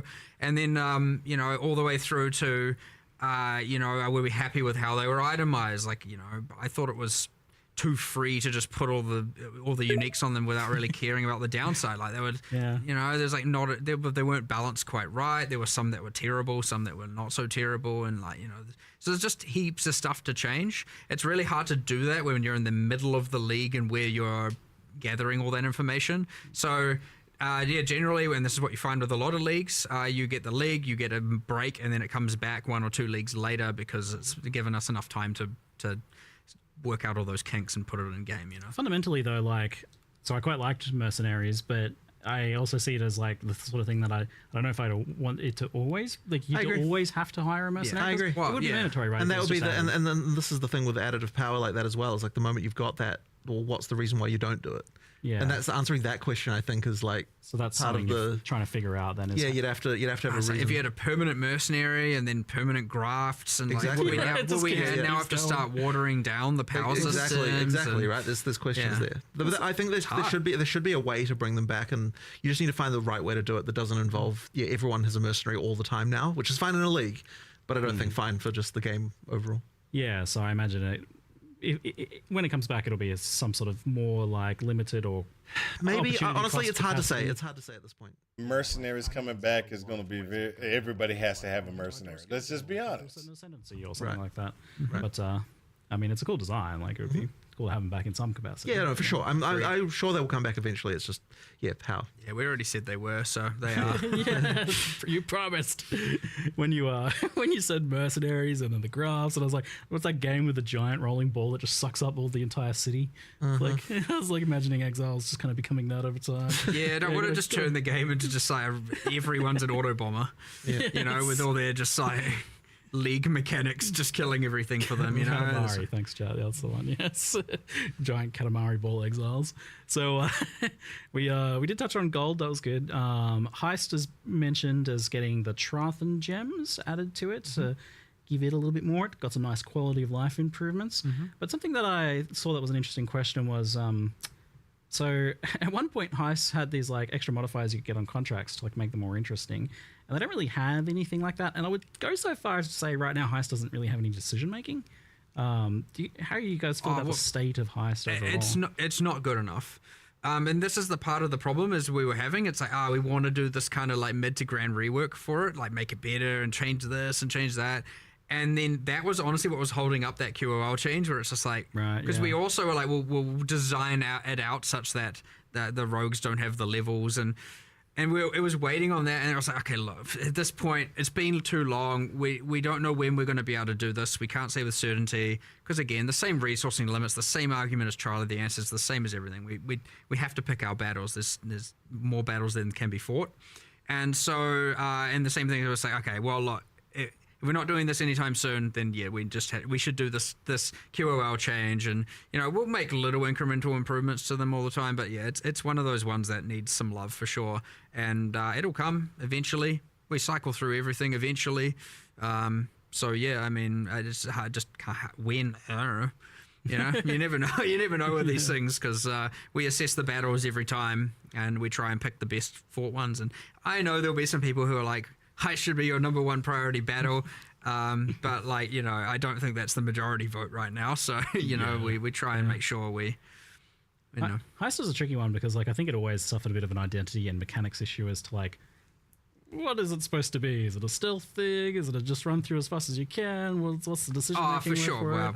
But it's also like simultaneously, it is quite well loved by the people who like it, and it had like a lot of flavor and cool characters and stuff in it. Like that. So it seems worth salvaging. It's definitely rich of character involvement, NPCs and lore and stuff like that. So it's nice, and it. I named my daughter after one of the characters. So you better save the mechanic, please. Just saying.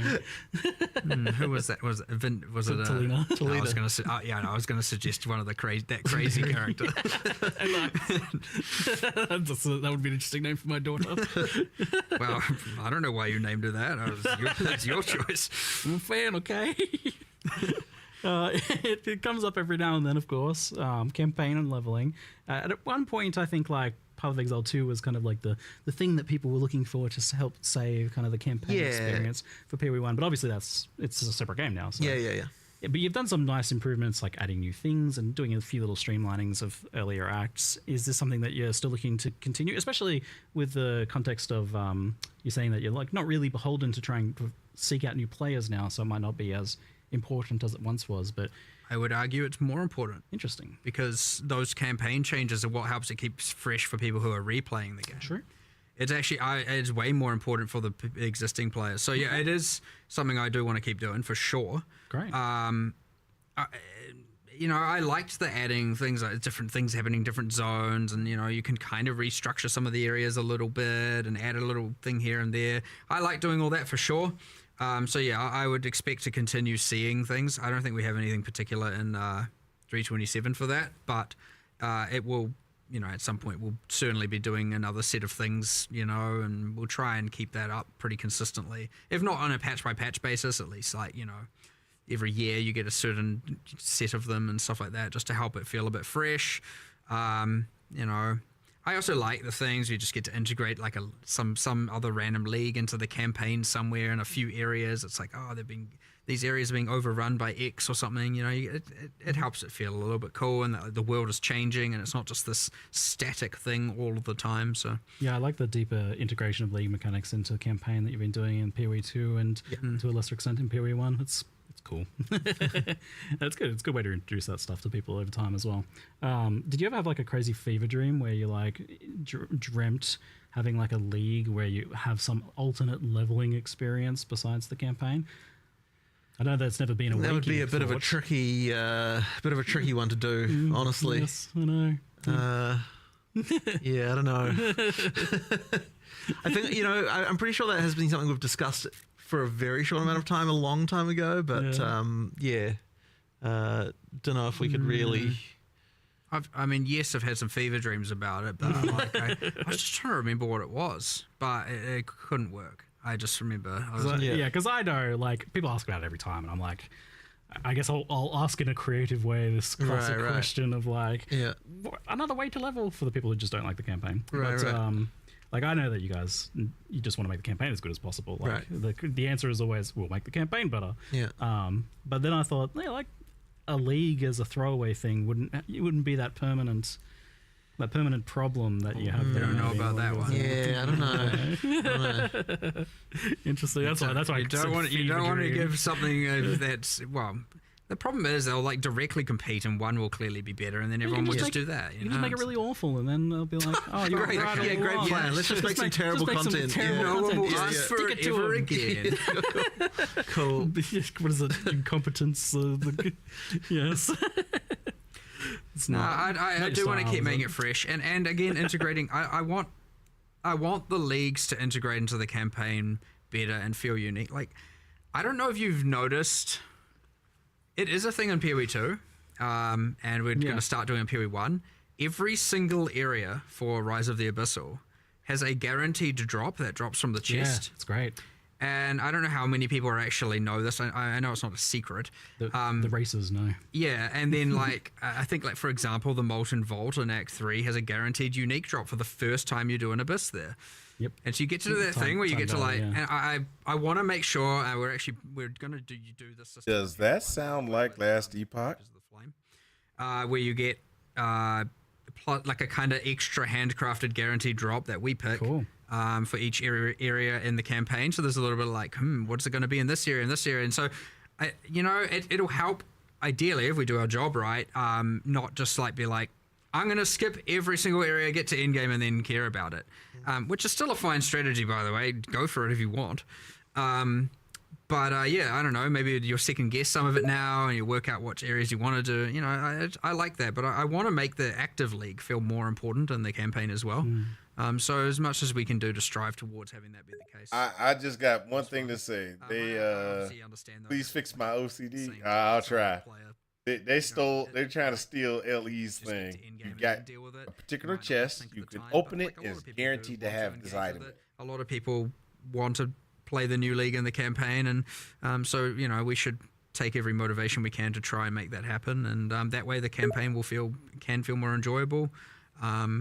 Not just be seen as a thing I need to get through, but there'll always be a bit of that. They've added it, really much you can do about it, or we did yet. The fight to keep it as fresh as possible, and with heaps of stuff going on. But it's part of that is the motivation of why we do leagues in the first place, right? Like, you want to come back and have this new thing going on in the world. Imagine if you came back and there wasn't even a league. Imagine you came back and it's like, okay, there's some balance changes, but like, what else is going on? So. Even we understand that you must have the league in order for the campaign to not just feel the same every single time. So. Yeah, true. Yeah. And I think like the ones that have had less impact on the campaign have certainly been a little bit less exciting for that initial leveling experience. Yeah, for sure. Focus on the cursor. Focus on the cursor. You really want to feel like the world is different. Something's going on. Something you're engaging with you didn't before, and Anyway, I'm a campaign enjoyer. Sorry, I like it, but I got to rep the diverse opinions out there for that one. For sure, it's commonly brought up. It's always worth discussing. 100%. It's a classic. We compromise on gold. We compromise on trade. It's always good for people to ask what else we I like to and check how in we and see where you guys have shifted. Yeah, see where we are and what we like. Nothing's set in stone forever. Maybe this one is, but we'll see. Maybe next Q&A. We'll see. So a question that I saw that was interesting was how does GGG track bugs? What's the best way to report them? And the kind of like, the example was like they had a specific transfigured skill gem as like an ice golem that doesn't work with support gems and hasn't since launched. So just kind of like stuff getting kind of lost in the woodwork. Like, unfortunately, one of the realities of live service development is, okay, so if we're going to make a league by a certain deadline, like every time we're looking at each issue and being like, okay, is this more important than getting this league finished? and it's really, really hard to prioritize some of those things in some cases. Like, they should get attention eventually, but it's like, we have like, I have no idea how many open issues there are in our bug tracker. It could easily be tens of thousands. It will be. Yeah, like it will be. And like, this is one of those things where like, games. like we have this thing. But that's controlled by your filter. You should, hey, just filter it out. And like, it's really, really hard to prioritize that over like, here's the new content that everyone's going to be playing. So people do get slack time where they can just kind of work on random things like that, but like it can be hard to get some of them. You might find something as simple as like this skill doesn't get affected by support gems could take 5 seconds and hasn't really been observed or prioritized. That is an option. Or it's going to take 5 weeks to implement some giant refactor, and honestly, we should have just deleted the skill and added 15 others. You know what I mean? Like, it's honestly kind of hard to know, and it's easy to go look at that single thing after this because you happen to bring it up and like we'll see what the problem really is. But sometimes the simplest things boil down to like, oh, we have to refactor this and about how damage is dealt and how something with conversion and dexterity and not dexterity, and it boils down to this like giant refactor of how all this code works, and then it's like, now we can do this thing. Okay, what else did it get us? No, just kind of just that. And you get issues stuck in this hell effectively of like, someone like read it, they put it in the issue tracker, someone looked into it, they realized there was some annoying detail of it that would require some larger change, and then someone was like, oh well, we don't have time for that, we're doing some other thing, and then it kind of gets put into some like hell of like unversion this like when we get time thing, and then it just kind of dies, and that's kind of an unfortunate situation that I have several thousand assigned to me in a version called unscheduled. I don't know what to do with this. One day there used to be this optimism of like, one day I'll get there, and then I've accepted defeat. But I mean, ultimately, obviously we prioritize things based on how much the community cares about it. So if people do care a lot about it, then obviously we'll get some attention. So to the point of the question, then, like, what can players do from their perspective for something that they think is important? Generally, most of the media, like our community team, has a generally good eye on things that are more at the larger issues that get brought up. They do get noted down. They do generally get forwarded to us or the relevant people. For the fine detail bug reports, our QA team, it is part of their routine to go through the bug reports forums, and the forum seems to be the most pertinent place. That is part of the day-to-day routine of the QA team. So if you want to take like the time to actually document something that is like that you think maybe has been missed or doesn't have enough information or could get the bug report forum. The slash bug in game comes with like a thing, but that's more about like terrain issues or like something that's like, oh, what the heck, this generated weird, or like, what the heck is this weird thing here? And it does give us a like recreate of the level so we can come in and then like figure it out. But like if slash bug going a skill is broken or like my skill can't be supported, those two things are not correlated. So that's like if it's like broken and like if the level is bad or there's monsters in the level or something glitching out, slash bug is a good way, and then there's a brief description. If you want to like report a skill or something like that, it's better on the forums for sure. Okay.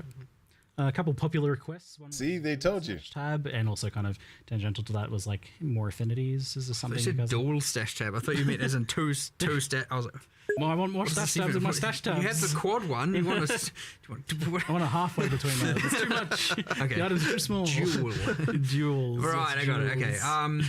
Generally speaking, we wanted it to always be that like rollable equipment, things with modifiers don't get specific stash tabs. Like that's the stuff you have to deal with. I got a question over there. Did you get your pet yet?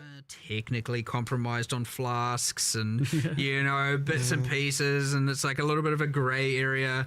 But like we so far have drawn the line kind of as just like, I mean, we've literally listed the rest of the stash tabs, and aside from adding new leagues and a whole bunch of new currency items here and there and stuff like that, it's been like, I don't know, I think that might be They gave you the extra 10 minutes so you can get your pet. New affinities, like maybe something comes with this league. I think this league has a locker, so whatever.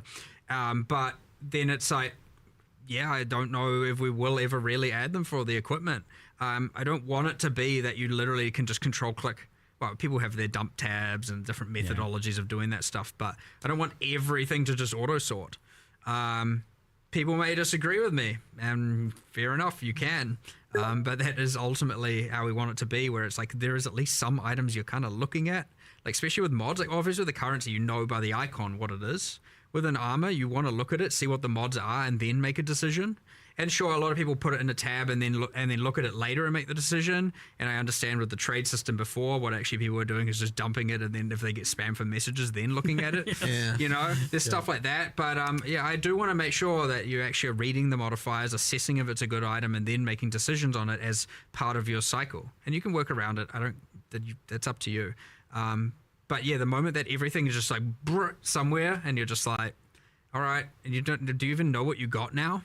You know what I mean? Like, and you could argue, well, I can look at it and then control click it and it auto sort. But you know, I think we kind of drew the line at equipment. And again, I suspect a lot of people are gonna be like, well, you should change that, and I'll be like, well, I don't want to, and you know, we'll be at a disagreement there. And again, I'm all about having a healthy disagreement. I don't mind. So that might just be where it is, and I don't know. We can reevaluate in a couple Q&As from now. You know what I mean? I think on the affinities tab, on the affinities side of things, chat's mentioning that there's like a few in PoE 1 that are. So what he's trying to say is, if you get auto sort inside the game, then what happens is you don't actually look at your items. Non-modifier stuff. There is an intention to add that. Yes, 100%. Cool, nice. Good to know. Yeah, cool. Yeah. So that's probably the ones. I mean, we did that in PoE 2. We were always like, oh, we're going to release the stash tab, and then we did the whole like, wait, we can just add affinities without the tab. We can add the tab later if we want to. So we still need to go through PoE 1 and add some affinities that aren't that don't have stash tabs for sale or anything like that. So yeah, done some really good click-based quality of life. Less clicks, I'm always keen to see, like for a lot of that stuff that's very spam clicky. Something that was asked was the idea of consolidating Harbinger shards in particular. Seems like it's pretty painful to farm for people that enjoy that, but you know, can only do it for a brief stretch. And Octavian was saying there was something about that happening. I think we did do something with that, and yeah, it came up when we initially were speccing all the QOL changes and like things that are just like easy wins and improvements. Yeah, it came up. I just don't have 100% memory recall on if we decided to do it like now. It might actually just be in the patch notes. I don't know. There's like 50-50. It might just be like already like.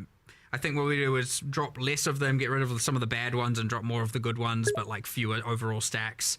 You know, higher more in the stacks and less of all the pitter-patter that you end up kind of filtering out anyway. So hopefully we did that, and then it's in. If we haven't, then it's very clearly on the radar and will come soon. I agree. LE has one of the better sorting features and sorting capabilities. Quality of life improvements for each update, right? It's like bare minimum. Yeah, I like this. It's been paying off. I think it's you get those nice little teasers, like pretty hype building in the lead up to it. I'm like, oh yes, give me that quality of life.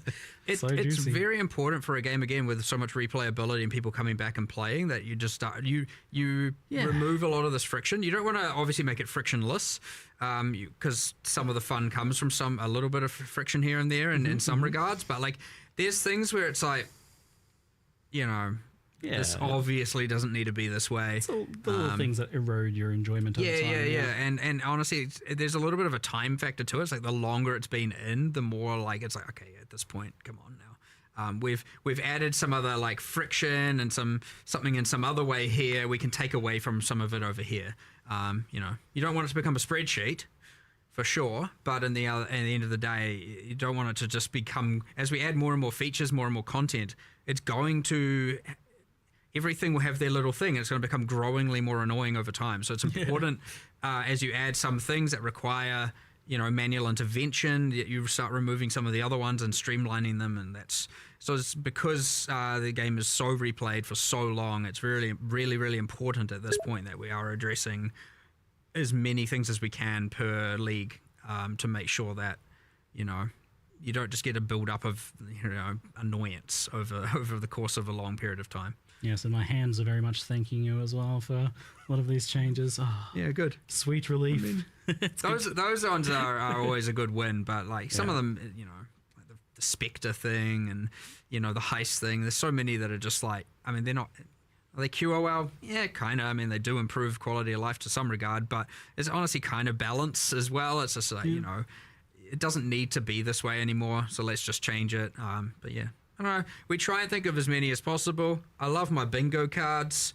I don't think I've had too many recently, so feel free to put some more bingo cards through. I love the ideas. Bingo cards They can be, going. look, if you don't have 20, it doesn't have to be a 5x5 grid. You can make a 2x2 bingo card. It can, if you can't think of more than 4 things, or just have 4. If you only have one thing, just a single cell bingo card is also fine. Stretching the definition a little bit. You know, we do Easy take a mode moment bingo. to sit down and go like, what do we want to fix? We crowdsource. We go to our QA. We talk to other designers here who play and stuff, and we're just like, what annoys you the most? And then we try and come up with something. So yeah, It's good. I don't know. It's actually quite a fun process, and yeah, I think this time around we've got some pretty good winners. Yeah, so, absolutely. Yeah.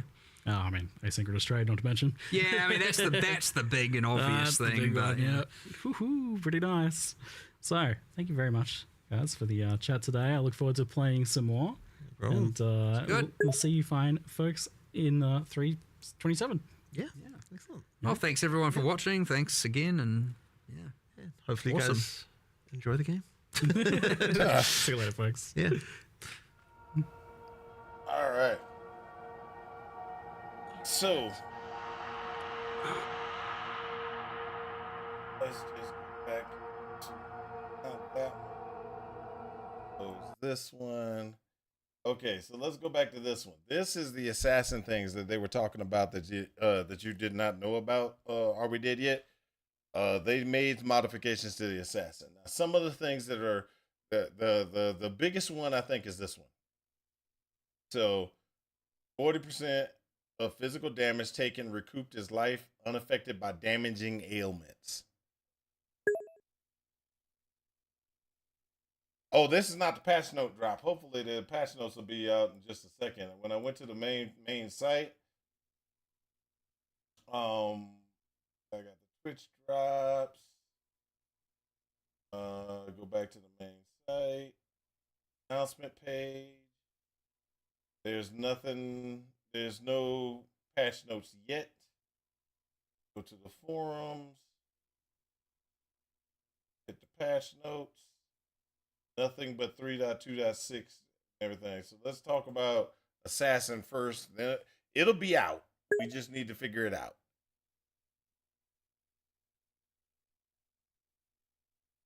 Dark mode? I don't have dark mode. This is just the default of what it is. This is just default.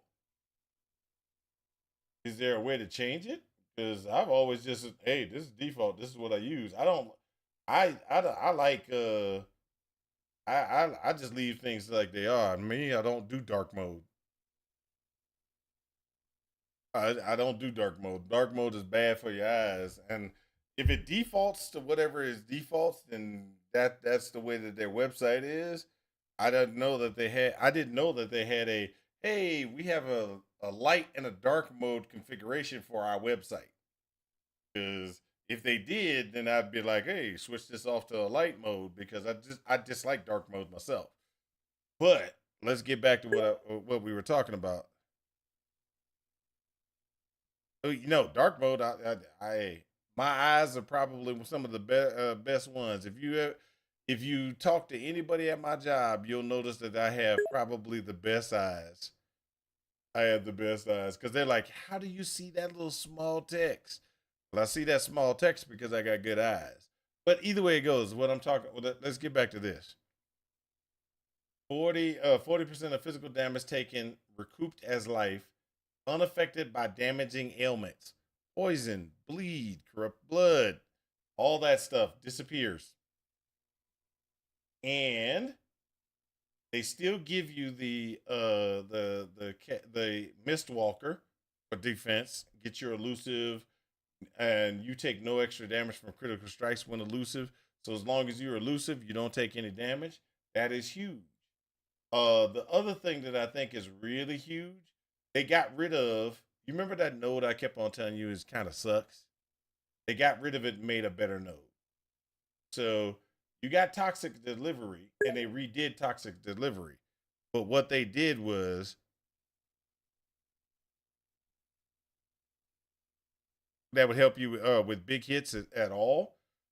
That won't help you with big hits. No, they won't help you with big hits specifically, but this is there are some things that you got to remember about recoup.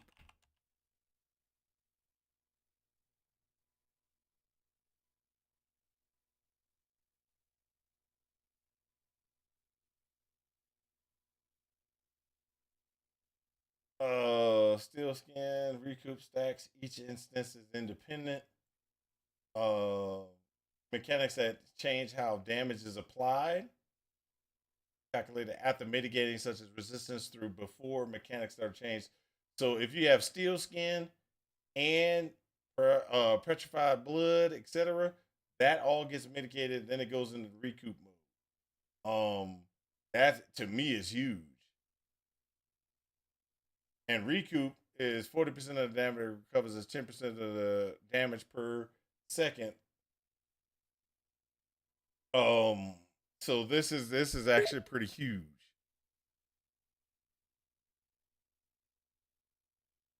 All damage from hits, not just your hits. So that's the one thing that I was talking about. All damage from hits can poison. Not your hits. All damage from hits can poison.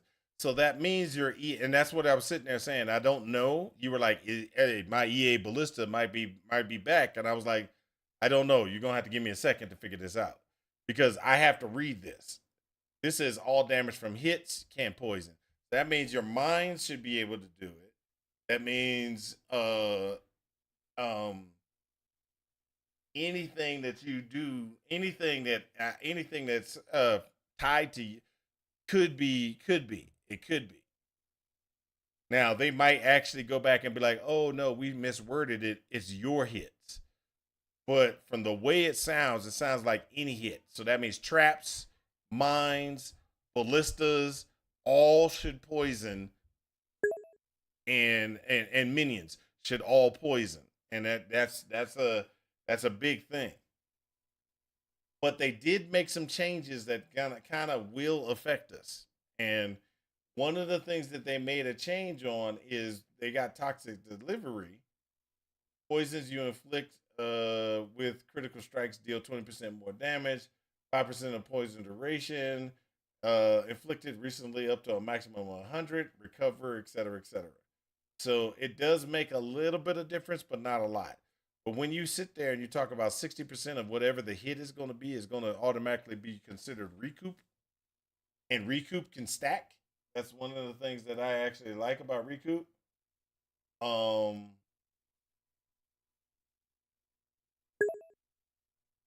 If you're taking damage, recoup will constantly just be stacking. POB update will know before we do. That's true. So one of the things that I also think is that there are some nodes that we can utilize inside of our system that's going to help us recoup better. Okay, 25% of damage taken recouped his life if leech was removed. That's an interesting thing, but there are some other nodes that are going to be really nice, and so you get they're really close to where we are. We can get this 40% to become 64% easy without having to make real big travel. There's recoup nodes that are on the far right hand side. You can go ahead and you can grab, and it takes you to 64% recoup automatically. Then there's some other nodes that are kind of close, but as long as they don't redo the tree really heavy, this is kind of close. But you can actually grab over here and get this, and that takes you over 80. That's 84% recoup.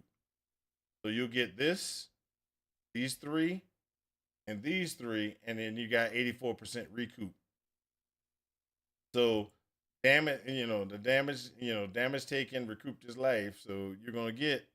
So this is the difference, though.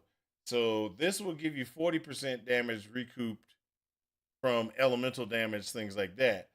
But you get a total you'll get a total of 80% recoup from physical. Yeah, like I said, it's an interesting situation because you got to remember that one shots are not or normally not one shots. It's usually multiple things going off at one time. So the question is, if you go the right route, you got your block in place, you've got your other things in place. This should actually keep you up pretty big. It should keep you up pretty big.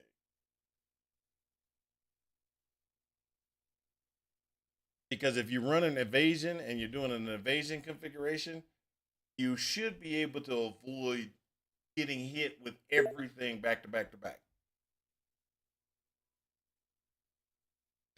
Yeah, so like I said, the recoup helps with other types of mitigation.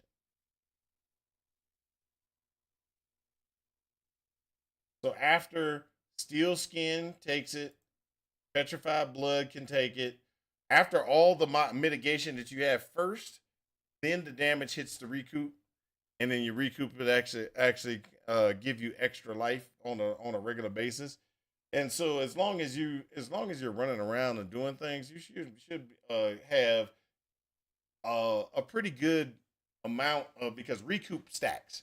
So if I take a hit here and I take a hit there and I'm taking hits on a regular basis, you have a regen that's happening on a regular basis.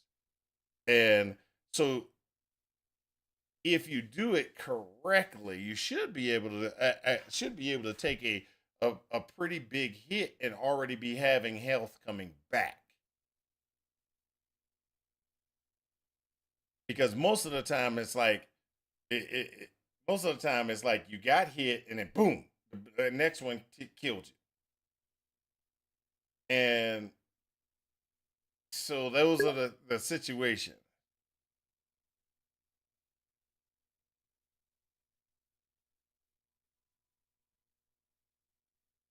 100 one shots, you might survive 99% of them, but with the dead or from the be dead before level 98 plus.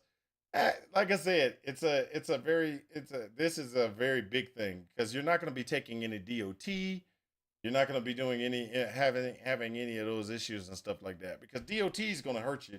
So a lot of times the one shots happen because you aren't taking anything. You're not getting anything back.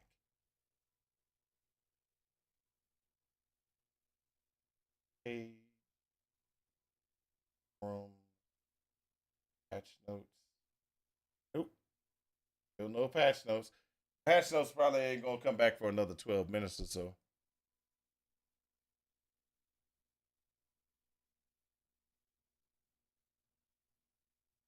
But they made the assassin real nice. These two nodes will keep you alive pretty good. Then these two nodes are gonna be awesome to death. Now you could sacrifice this node and go with one of these, which will be an interesting thing. So that's one of the things that I found that's very interesting. They got a better configuration for helping with crit. So before you used to have this node right here used to be, hey, I'm gonna put points into it to guarantee a crit when they're full life. Then you wouldn't get crit or an increased crit when you're doing when after they go off of full. Okay, these two nodes change. So what happens is you can either say I want my first thing to be a crit, or I want my second things to be crit. To Bama around level 90. Good luck with your assassin though. You're switching over from a SRS Guardian to Bama? What is wrong with you? It's a Guardian. Why are you going Bama? Good luck with my assassin though. Yeah. But I'm a run assassin. Assassin's gonna be awesome. You're gonna be like, oh, I should have done assassin. That's what you're gonna be doing. That's what you're gonna be saying. I should have done assassin. I'm just gonna be laughing at you because assassin's gonna be awesome. Assassin's gonna be awesome. The first three nodes gonna be this one and these three. These three. Oh, this one is the first one. This one's gonna be the second one, and then this one's gonna be the third one. That's gonna be the nose. Now the ones that I don't think is very big is Death Marked. They're trying to make this appealing, but I don't think it's gonna really help anything out.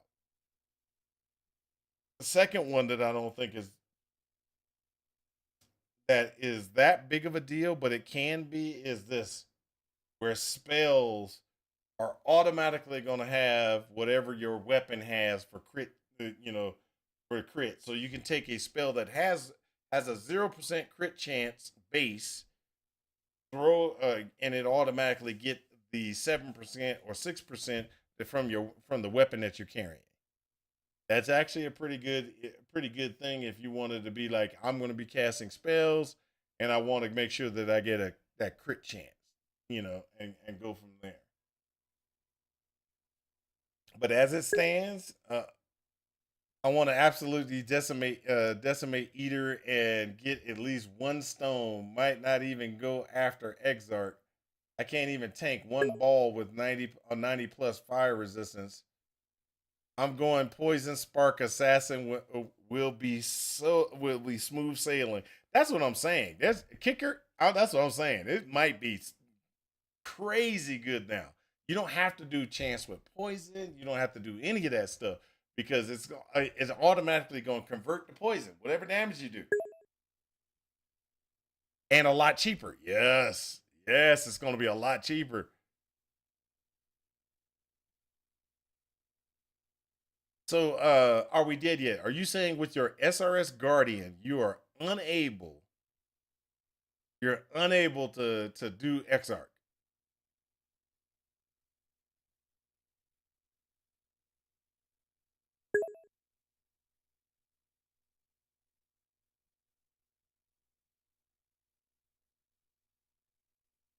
Okay. Yeah. Well, I mean, yeah. I mean, that might work out. I mean, I've never had a problem taking down Eater and taking down Exarch with SRS, or sorry, with a minion build. Let's just put it like that. Depending upon when I go in. Now hold up. Cast on crit. Sorry, not cast on. Chains of Command is a no. That's a no. You can't beat Eater or the other guy with Chains of Command. It's pretty much terrible. I can do them, but not Deathless. Okay. I can see that. You could do, the ones that actually are easy for me, have been easy for me to take them down was with Absolution. And with another one that was real easy for me to take them down was when I use a bunch of minions. I don't run SRS like you. You run SRS and you have no minions at all. You're just like, I got SRS. I do SRS. I got zombies. I got my specters. I got my animated guardian, and I'm doing all those things to buff up my character. So there's a total different. It's a total different way I'm running mine versus how you're running yours. I might do full damage with it, skip the defense layer, and put the defense in the tree because I'm considering combining it with new Ascendancy that has multi-cast node in it. Waiting to see if you can see the full tree before I decide. Okay, so that multicast thing, which let's pull that up while we got time. And nothing else to do while we're waiting for them to give us what we want. The multicast thing is from Seals, right?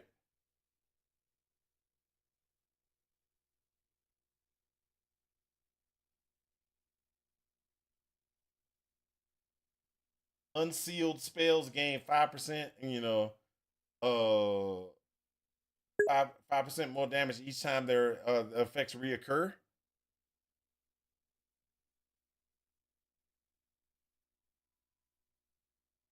So that okay, so what is your what is the resistance for your minion?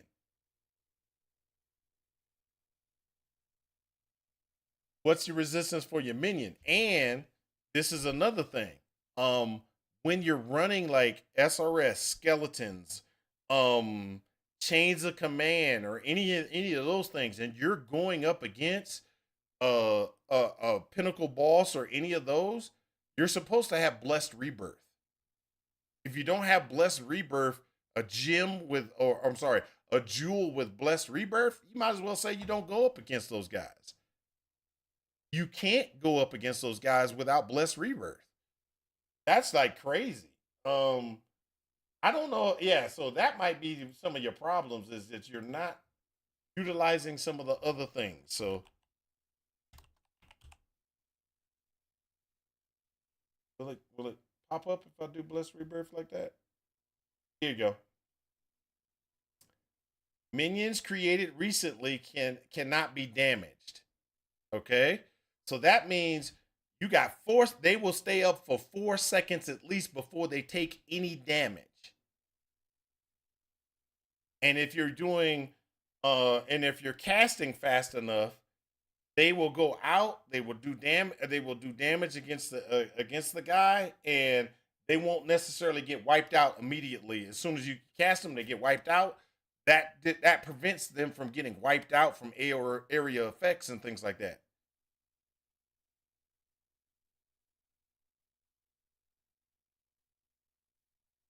So these are some of the things that you, like I said, I'm not playing. I didn't go into your character build, but if you're doing SRS, you're doing animated weapon, you're doing skeletons, anything that's a non-static minion, you'll want to have blessed rebirth. It's on a abyss, not abyss gem, a delirium gem, the delirium jewel. You put it in the socket, you go in and you click blessed rebirth, and then you got 4 seconds of them guaranteeing to be up.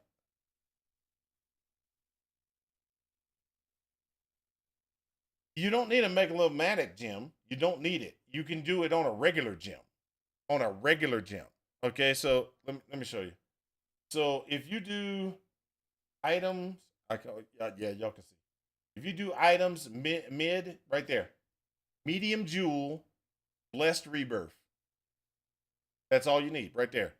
Medium jewel, blessed rebirth, and then you're good. Hold up a second, my daughter's here.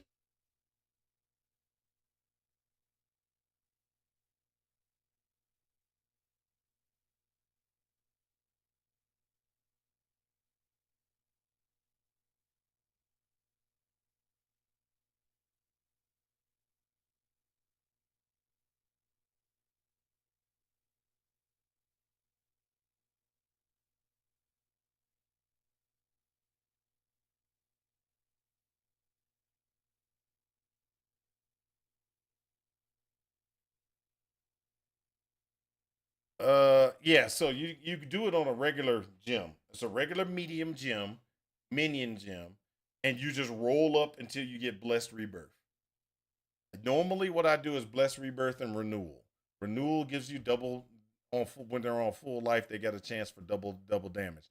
Hey guys, I'm sorry to say it. My daughter just told me I need to take her to a concert at school. I didn't realize the Feeder Fest was supposed to be today, but it is. I gotta go. Talk to you guys later.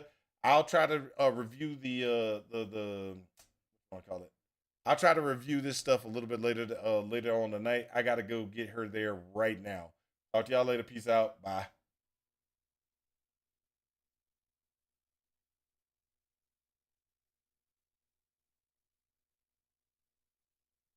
Why's my thing missing?